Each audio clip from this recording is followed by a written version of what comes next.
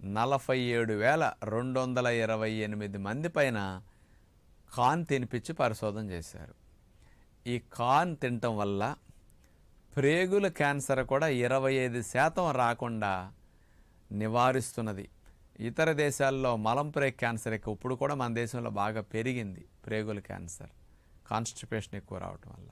ఈ ప్రేగుల క్యాన్సర్ని కూడా రాకుండా చేయటానికి కార్న్ ఉపయోగపడుతున్నదని నిరూపించారనమాట.